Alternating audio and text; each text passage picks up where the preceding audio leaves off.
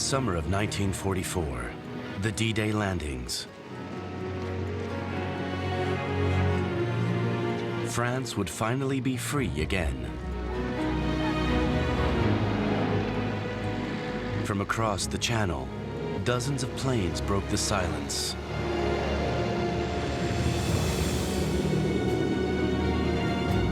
The Allies had arrived, and with them, hope was reborn, and the feeling that this long nightmare was finally over. The dark years were over. These youngsters, the parents and grandparents of today's French, could dare to dream of happier days. But behind the joy and smiles, did any suspect that the post-war struggles would last longer than the war itself, that it would take their country 10 years to get back on its feet? In this France that had lost its bearings, there were those who wished to forget and those who thirsted for revenge, those who were looking to the future and those for whom, in their traumatized state, this was still impossible. In the coming decade, this generation would fight new battles and write a new chapter in the history of France, their history.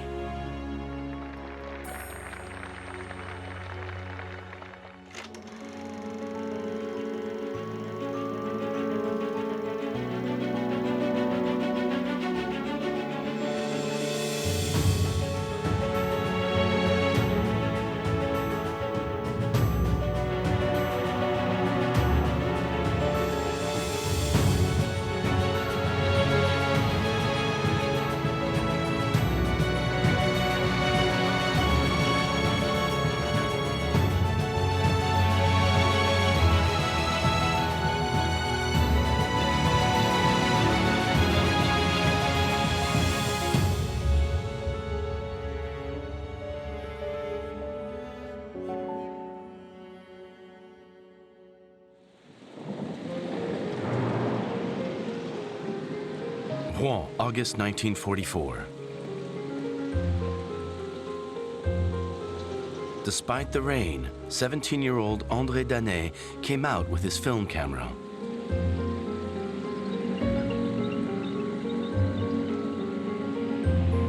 He filmed the German soldiers fleeing the city in haste.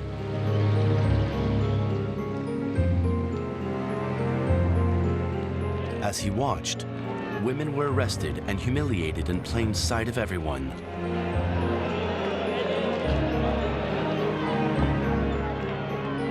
The same scenes played out all over France. As the war correspondent Alan Moorhead wrote, after 4 years of pinpricks and favoritism, the average Frenchman's first desire was to get his own back on the minority of their own men and women who had done well out of the Germans.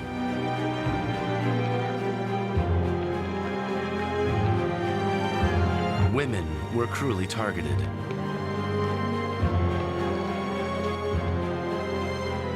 As a mark of shame, those who had had relationships with Germans had their heads shaved.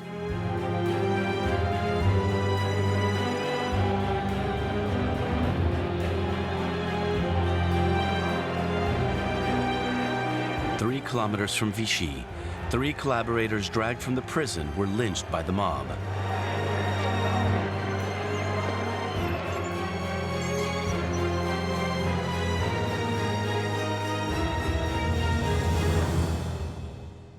Rough justice was carried out in the street without mercy.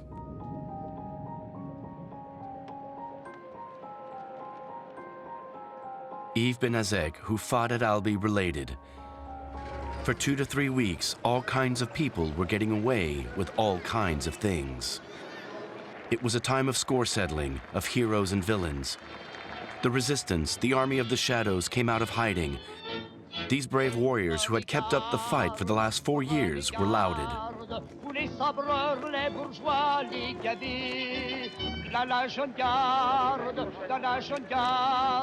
Having numbered only a handful in 1940, the resistance had nearly 200,000 members by the summer of 1944. Neither heroes nor filthy traitors, 40 million French people had done their best to survive the various deprivations and injustices. The country, battered and held captive, had been waiting for its liberators. And they came in British, Canadian, and American uniforms. People rushed to welcome them, to celebrate with them the first victories.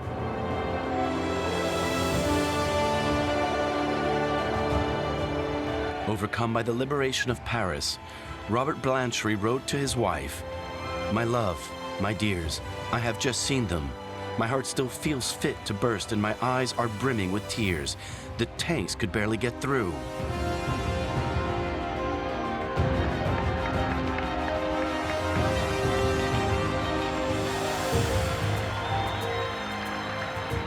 Le peuple de Paris est bon et joli.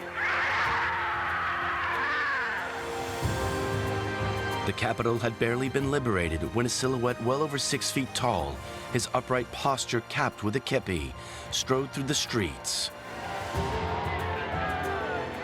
Knowing little about him, the crowds cheered General de Gaulle as he passed.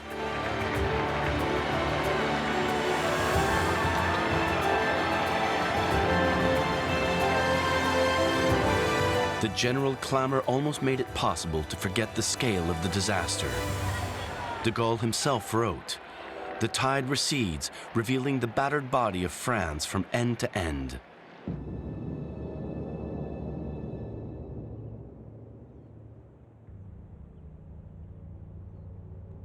France was battered and bruised. 2/3 of its territory had suffered destruction. 74 of its départements, compared to 13 in the First World War.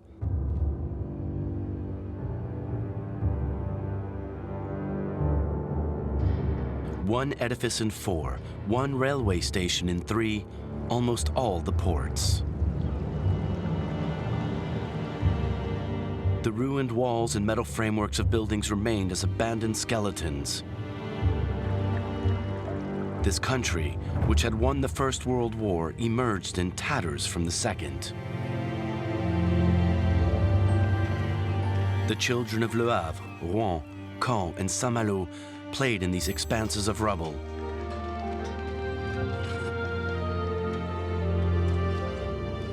After all the bombing, the important thing now was to live, wrote a young man from Saint-Malo, Jean-Yves Bernique. "One day we found some guns in the ruins. We swapped them for some licorice rolls."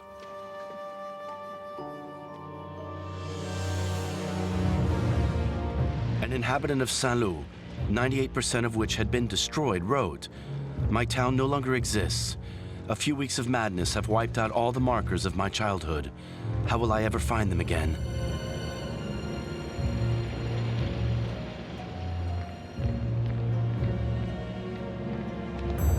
What a paradox. These allies who bombed these cities were the very same now liberating their citizens and bringing them back to life.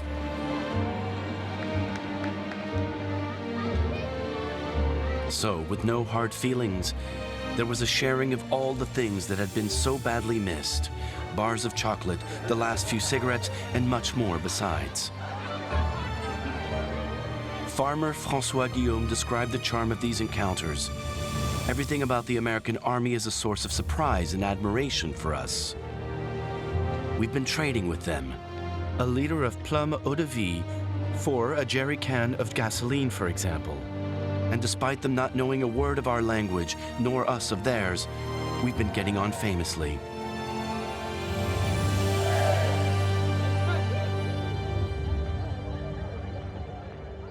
France had become one vast support base for the Allied troops.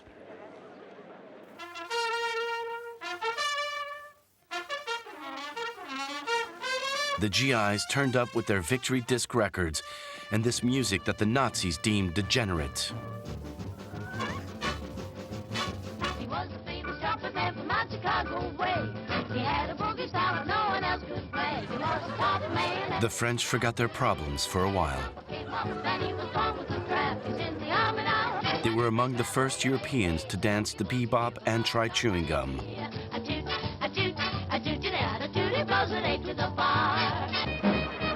Dances were organized everywhere, legally or not. Swing music had everyone in its grip, mind, and body.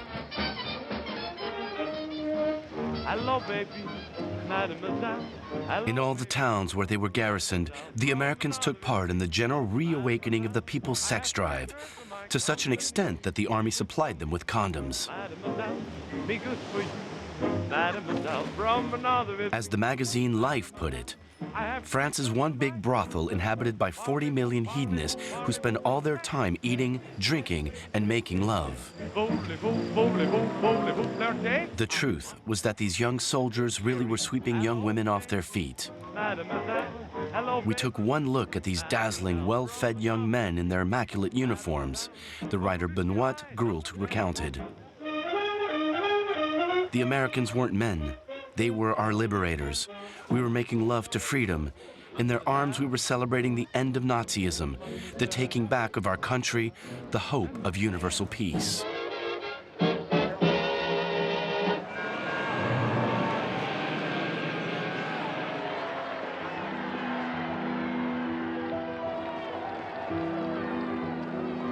This was it, at last. On the 8th of May, 1945, dressed in their Sunday best, the French celebrated the official end of the war. In every town and village, families unfurled their flags.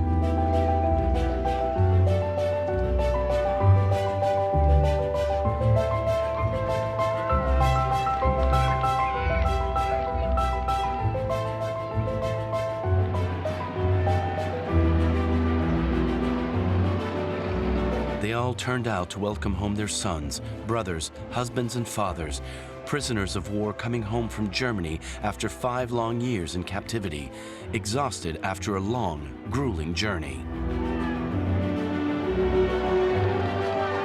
These were the first to return.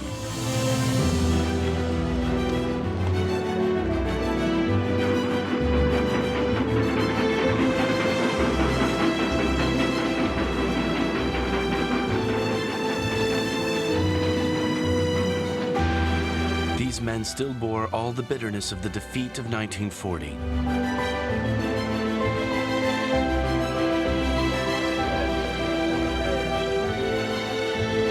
René Bled, 38, described it thus: laughter and tears, loving hugs. I was floating among all these friends who wanted to greet the soldier who was home after 58 months of captivity and a 4-month-long return journey. In all, 2,158 days.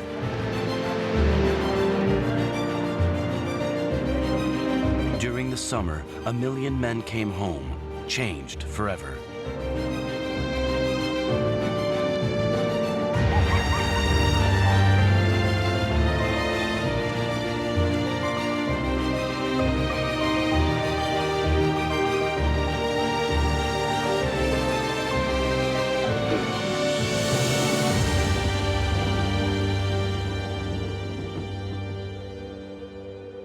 Far from the stations, in the cemeteries, were all those who didn't come home, those for whom no one was waiting, but for whom they prayed.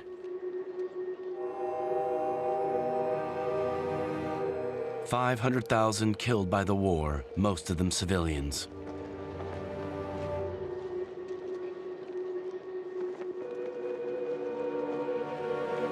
In a still very Christian France, religious ceremonies were a consolation and a comfort.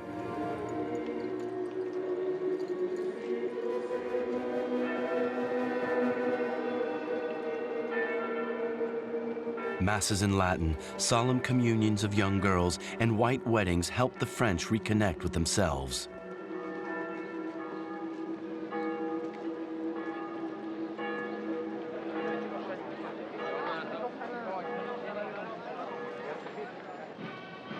But in the red Parisian suburb of Nanterre, a religious festival which used to celebrate the virtue of young women was turned into a workers' carnival for praising model laborers.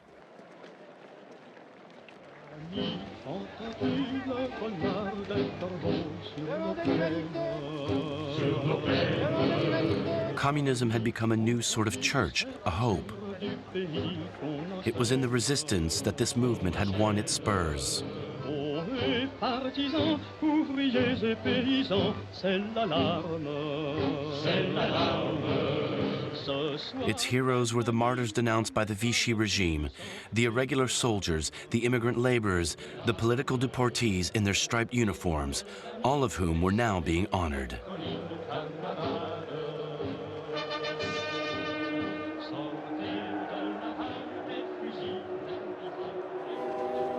Pushed to the forefront as the victims of the war, they obscured the scale of the Nazis' main crime, the genocide of 6 million Jews and 500,000 Roma.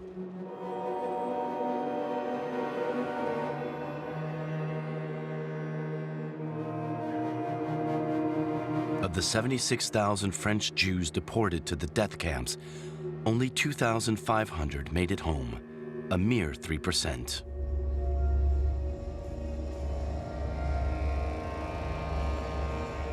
Bernard d'Argols, a French Jew in the American army, met up with his brothers in the Marais district of Paris.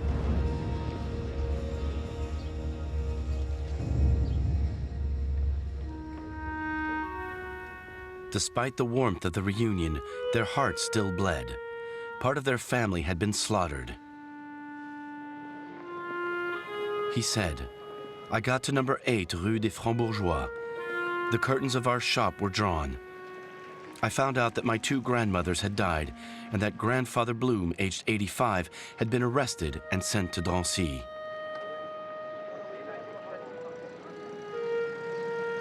For the survivors, a return to life as it used to be seemed impossible. Many of those deported couldn't return to their apartments, which had been confiscated and given to others during the occupation.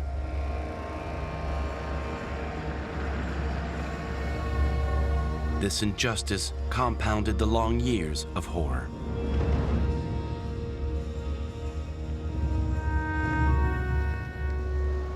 So most Jews, to whom no one was willing to listen, merely blended in with the mass of other victims, withdrawing into a long silence. The work of remembrance would come later.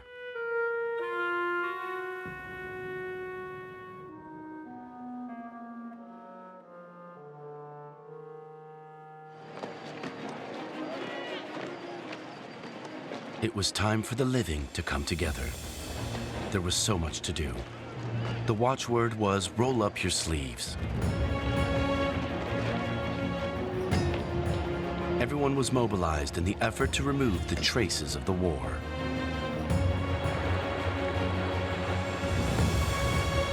A veritable battle ensued to repair the railway lines destroyed by the Germans in their flight.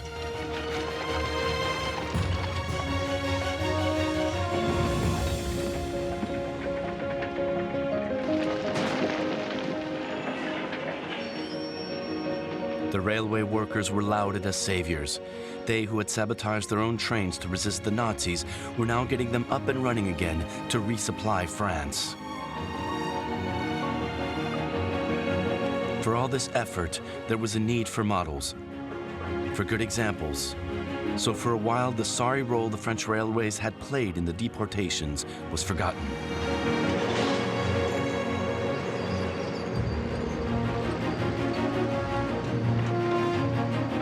It was a time for helping each other. Thousands of Parisians flocked to Marseille to help the locals rebuild the old port.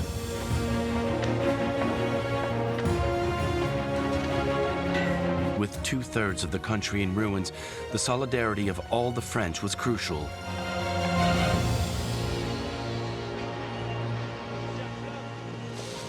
Almost 1 million German prisoners of war, whom France was not ready to return, were made to play a part on the government's orders.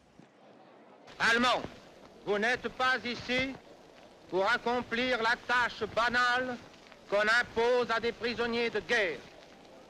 Vous avez à payer une dette d'expiation. Vous reconstruirez des maisons, vous ne pourrez jamais reconstruire les foyers qui ont été détruits.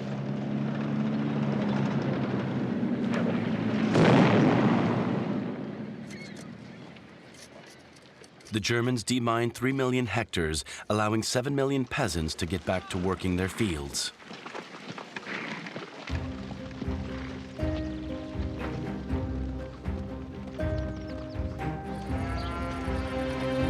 The countryside was still struggling with a bad reputation. Many saw farmers as war profiteers, the main culprits responsible for the black market. They accused them of getting rich from the sale of their harvest at a time when the towns were suffering great hardship.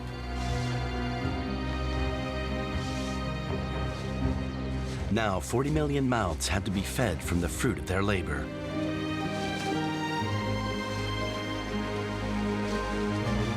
In these families, who were often extremely poor, children, parents, and grandparents all lent a hand at harvest time. They felt abandoned, ostracized by the rest of France.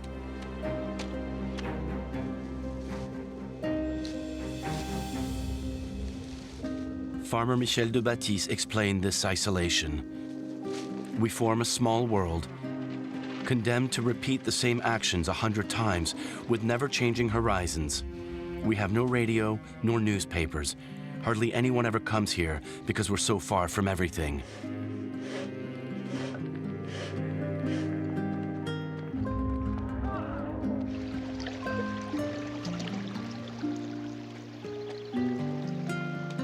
On farms, running water was more often than not a distant dream. It was at the wash house that, despite their aching backs and freezing water, the women had time to enjoy a chat with others. Such was the daily routine of Madeleine Dissay, a country woman in the Gironde region. I like going to the wash house. You get to meet other women and have a chat. There are so few other distractions.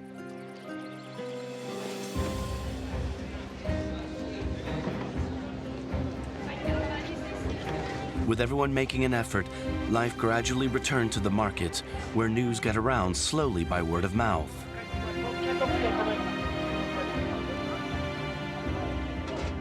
Familiar to everyone during the war, Swedes and Jerusalem artichokes were at last disappearing from market stalls. They were replaced by more refined produce, some rare, from the colonies, which were playing their own part, unseen in the reconstruction.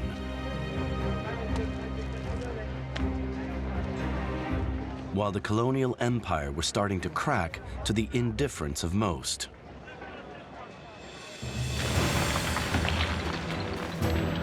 In the summer of 1945, all eyes were turned to a new battle.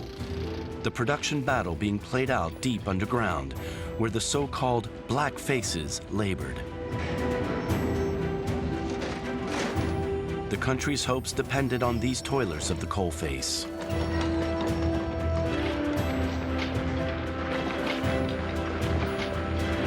The Minister for Industrial Production petitioned them thus: "You must work even harder. We must break out of this slump. Miners, we need you to bring France back to life." They accepted the terrible working conditions to meet the demand for coal. 100,000 tons per day. They became the heroic faces of France, which itself had to be prepared to make any sacrifices. A miner from the north of France, Louis Le Grand, said, "When we spat, it was black. It stuck in the throat. You couldn't wash it out of your eyes."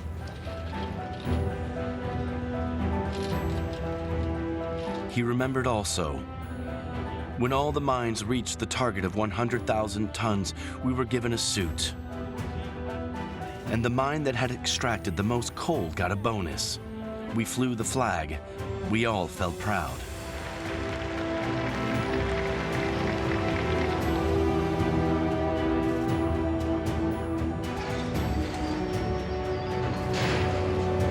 The head of the Communist Party said, "Industrial productivity is now the highest form of duty for the French. Yesterday our weapon was sabotage. Today it's productivity."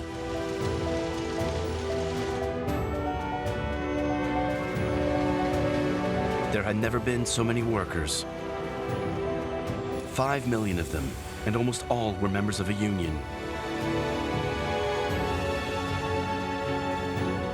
Vital to the country, they came to realize the new power they possessed.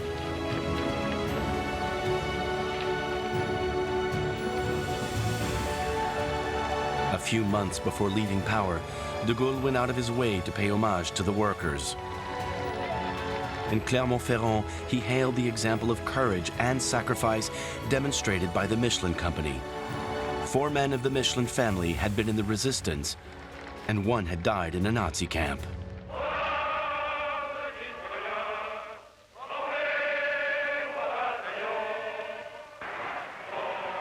While the old industrial bourgeoisie, so powerful before the war, was now losing its influence, the workers were acquiring a newfound recognition.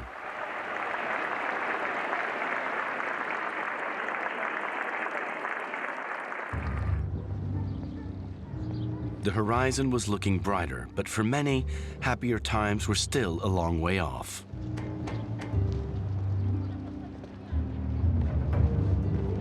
Half of the population were living in unsanitary accommodation, slums. And 1 million families were still homeless.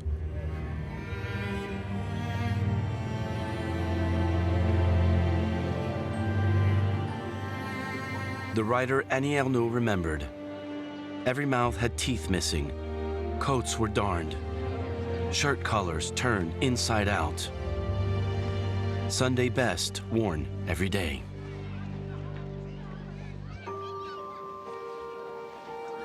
The fact that we kept growing infuriated our mothers, who had to buy shoes a size too big, but which would still be too small a year later.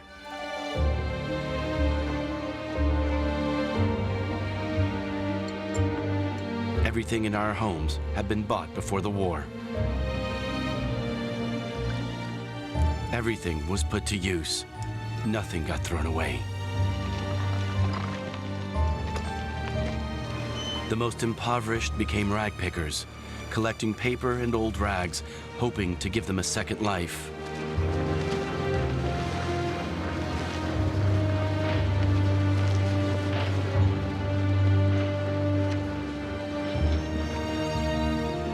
In this fragile France, the state took on a more protective role, that of a bona fide welfare state. It employed 1/4 of all French workers.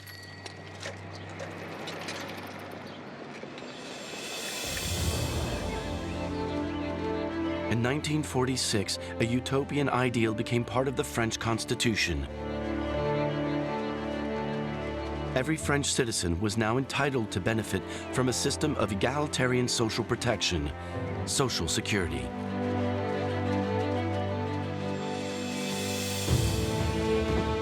Employees and bosses filled the coffers. Getting medical treatment was no longer a problem.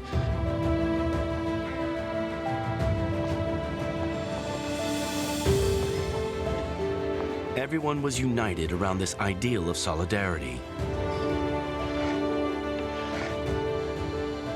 Relieved parents saw their children saved from pulmonary tuberculosis.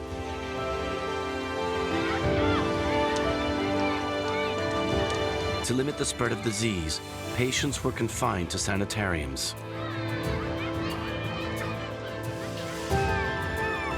This disease of the poor, which still ravaged the post-war population, gradually disappeared.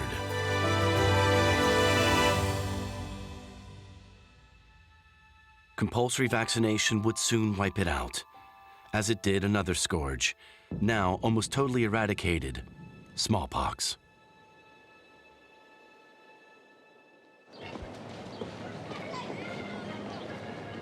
The state was taking such good care of families and children because the nation had aged. After 2 wars and the loss of 1 million citizens, the birth rate needed a boost. The pre-war spirit upheld by the Vichy regime still predominated. Hard work and the family were the glue that held the nation together. The moral order was unbending. In the spring of 1946, brothels were banned. Sexuality was restricted to marriage alone for the purposes of procreation. Young women were urged to become mothers, and mothers once more were confined to the home. In the magazine Elle, the wife of the head of government, Félix Gouin, explained how to be the ideal wife. When your husband comes home in the evening, have dinner ready with the dishes he loves. Only tell him things he likes to hear and listen when he wants to talk. Be a shadow, but never a gloomy one. France may have been liberated, but clearly not its women.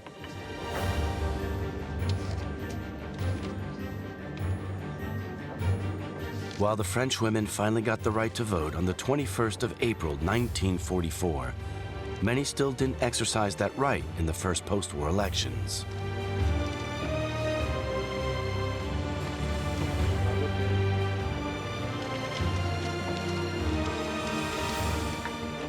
Too long accustomed to keeping quiet, no doubt, in this world of men.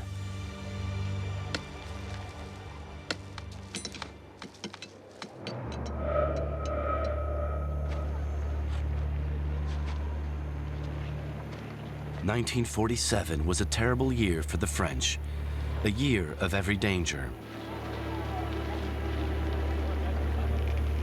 The winter was the harshest on record for 70 years. And sugar, coffee, and gasoline were still rationed.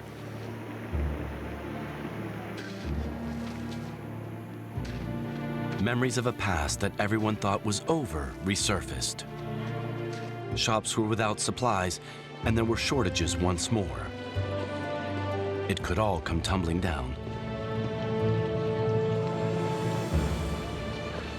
In April, to cope with the shortage of wheat, the government reduced the bread ration to 200 grams per person per day, something which hadn't been known since 1940.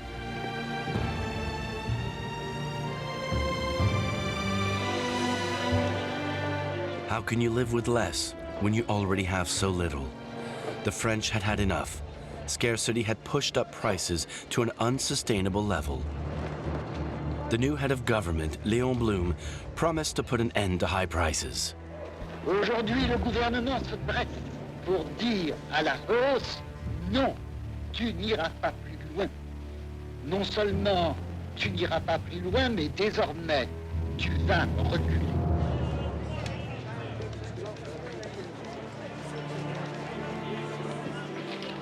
But this war on high prices was far short of what people wanted. What the French were hoping for was an across-the-board increase in their pay.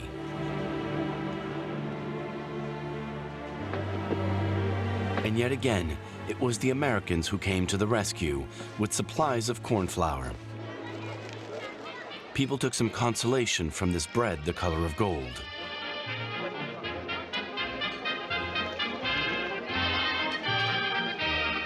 The French made the best of a bad job.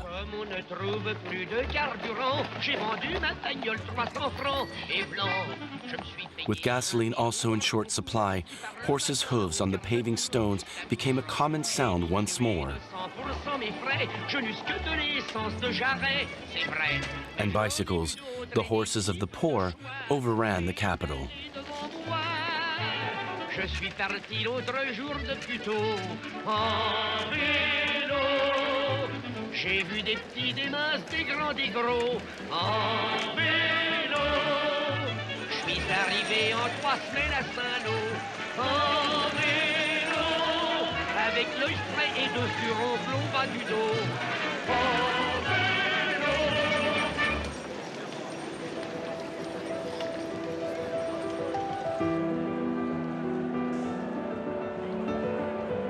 3 years after the liberation, the French still had the feeling that they'd given more than they'd received.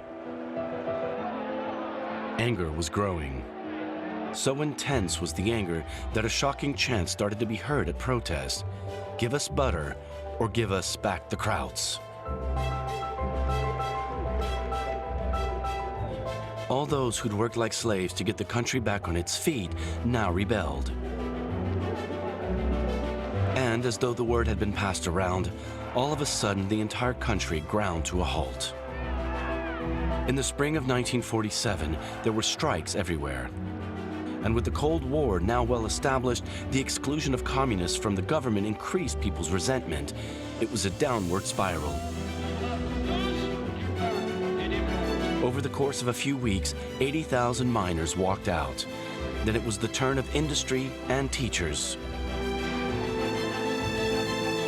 Around the slag heaps, which had become their second home, the miners picketed while playing football.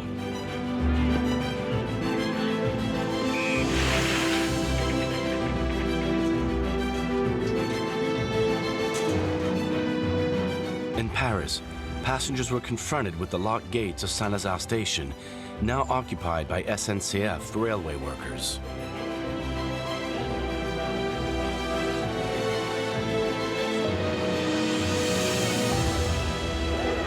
As if all the suffering endured had now come to a head, the entire country seemed ready to explode. For over a year and a half, there were 3,600 strikes throughout the country, one of the most violent social conflicts in French history.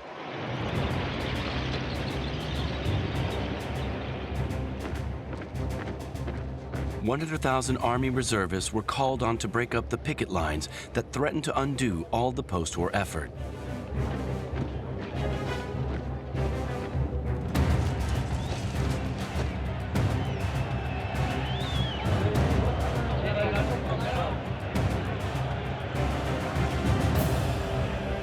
And a brand new police riot squad was established to restore order, the Republican Security Force, or CRS. And a new slogan was born: CRS equals SS.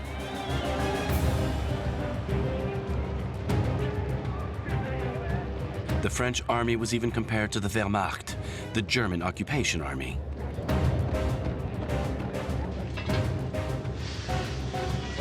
In the north, railway workers sabotaged their own trains, resulting in 20 deaths.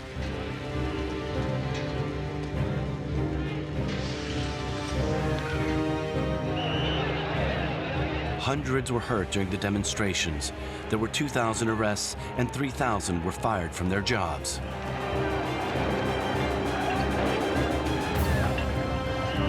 The state, so keen to be the people's friends, had become the strikers' enemy.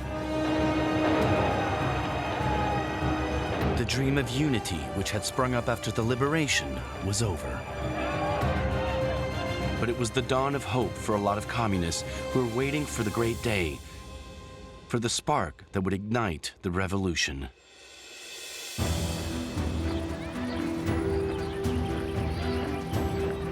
Communism was a powerful force. It had a far greater prestige and influence after the war than its 600,000 party members would suggest. It was practically an entire counter-society. 19-year-old Abbé Pierre explained his commitment. "Being a communist for me is the greatest ideal in the world. We think of ourselves as an elite. We're the avant-garde. We compare our commitment to communism to that of the first Christians to their faith. Thousands of children joined the Union of the Valiant, an organization which reworked the principles of scouting and had its own weekly comic, Vaillant.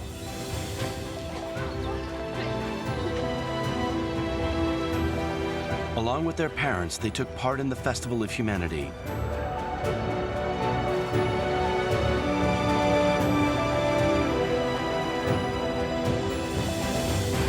An unmissable event attended every year by 1 million of the French.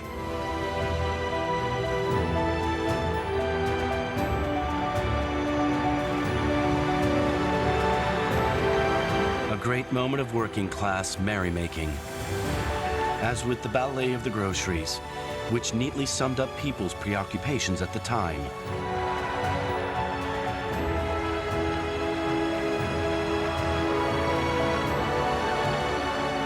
The communists dreamt of a glorious future, rid of capitalism.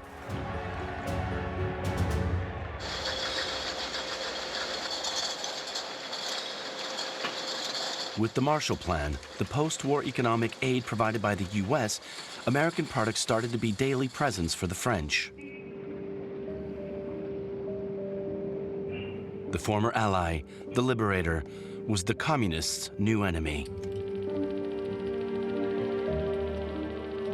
Coca-Cola became the symbol of this gut-felt rejection. A propaganda film compared it to good old French wine. Many saw it as a Trojan horse sent from across the Atlantic. The newspaper L'Humanité asked, "Are we to be Coca-Colanized?" French cinemas showed thousands of Hollywood movies. Quotas were imposed. Such was the price to pay for the US to write off France's colossal war debt. Walt Disney even received a prize from the French Minister of Commerce and Industry.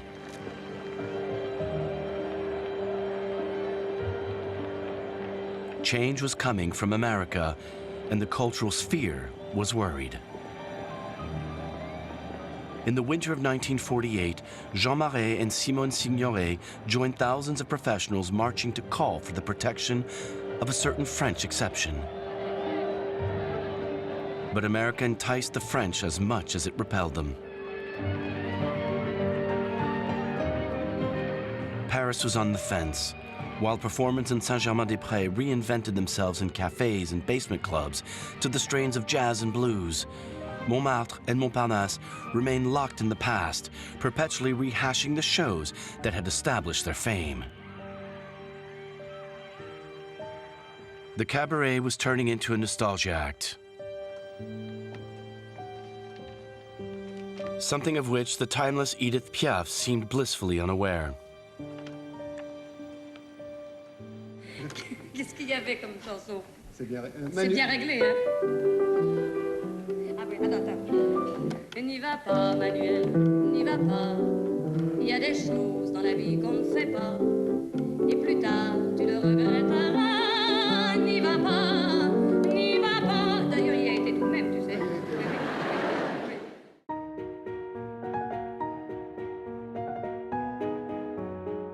In total silence, the mime Marcel Marceau invented the moonwalk, which he called walking against the wind. It brought together all the contradictions of the era, being at one and the same time both light and serious.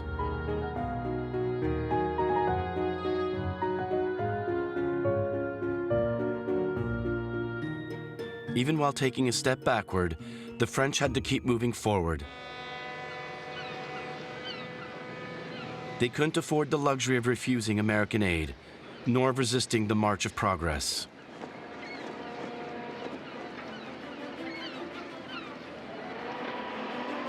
The Atlantic ports were hives of activity thanks to all the deliveries from the US. In the containers, they discovered fabulous machines.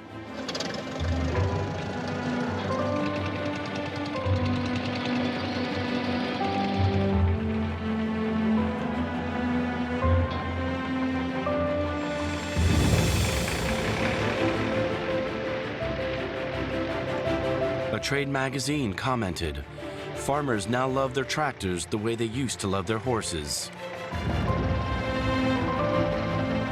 Their numbers tripled in 10 years.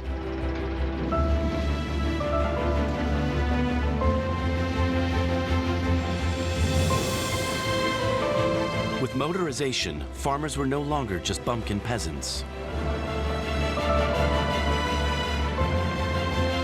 In the Beauce region of northern France, Ephraim Grenadou summed it up. "I have 6 tractors, a combine harvester, a baler, and a corn picker. The work is being done by machines now, rather than by men."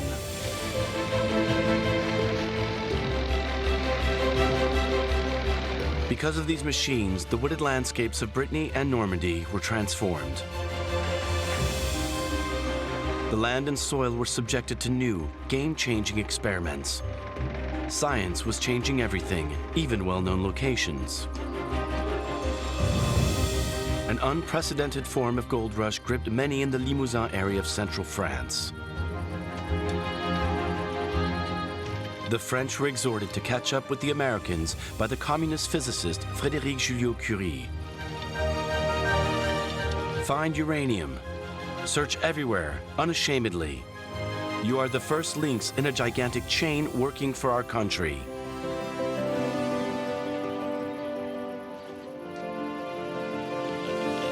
Armed with Geiger counters, people got to work. They became pioneers. December 1948 saw the birth of WWII, Europe's first atomic battery.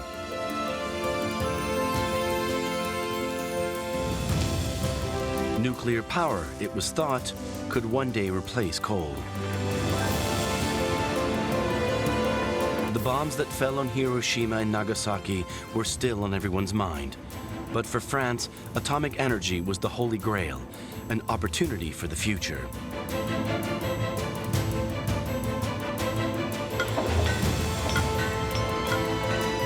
Ubiquitous construction sites were remodeling the country's appearance.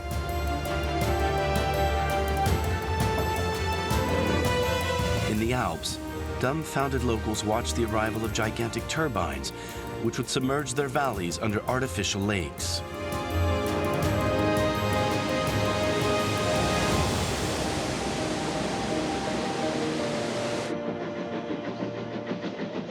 Soon, every part of the countryside would have electricity. Progress flooded entire villages, the memory of which lingered.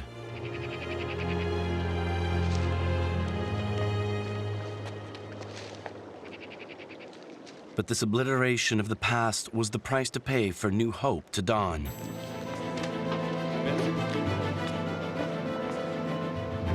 By the end of the decade, the French could at last catch their breath.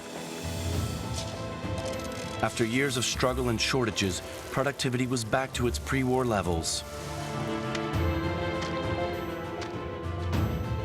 The winter of 1949, rationing finally disappeared definitively from everyone's lives. Nous sommes très heureux de la suppression des cartes d'alimentation. Surtout, ce que nous demandons, c'est pas d'augmentation pour le sucre, le beurre et le café.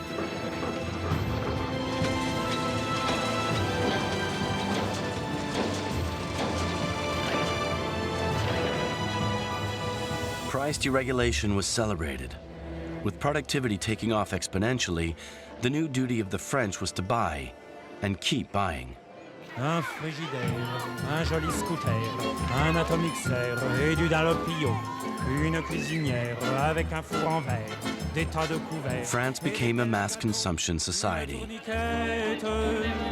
Pour faire la vinaigrette, un bel aérateur pour bouffer les odeurs. Many delighted in it, with entire families spending weekends strolling around the household art shows, mainly just for the spectacle. Mon frigidaire, mon armoire à cuillère, mon évier en fer et mon poêle à mazout, mon cire godasse, mon repas solimace, mon tabouret à glace et mon chasse-filou. The old-style grocer now faced competition from the first self-service stores and discounting pioneers. Their promise was low prices all year round.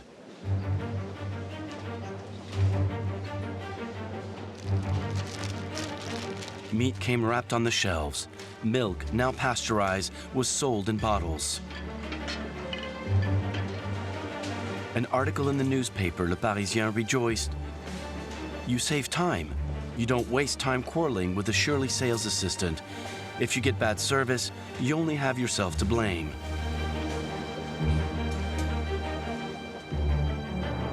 In 1952, in the Félix Potin shop of Place Saint-Augustin in Paris, an ordinary family was photographed in front of all they consumed in a year. The figures spoke volumes. 120 kilograms of bread per person, 143 liters of wine against only 74 of milk.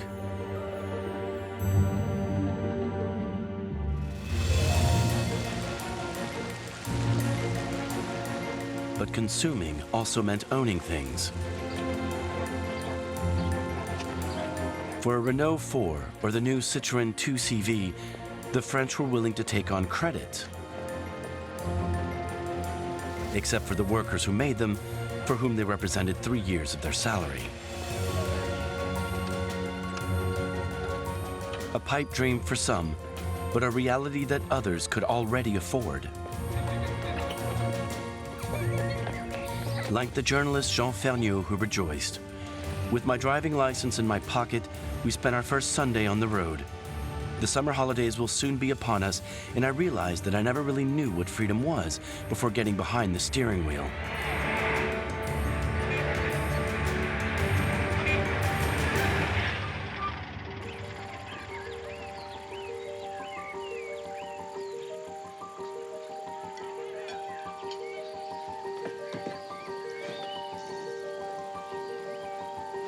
With their cars and their 2 weeks paid holiday per year, the French were discovering family holidays on the Côte d'Azur, or the Atlantic coast.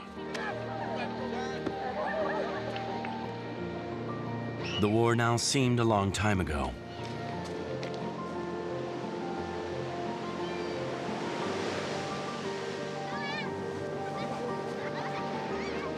Children played hide and seek in the bunkers where the fighting of D-Day had taken place 10 years earlier.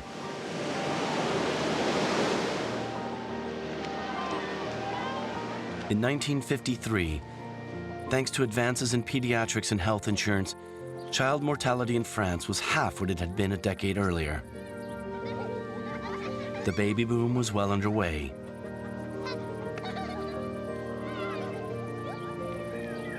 Emerging from the war, they dreamt of the happier days which seemed to have finally arrived. A decade later, an entirely new country had risen from the ground. But did this generation have any idea of what it still had to face? Would this new, albeit still fragile equilibrium resist the gathering storms?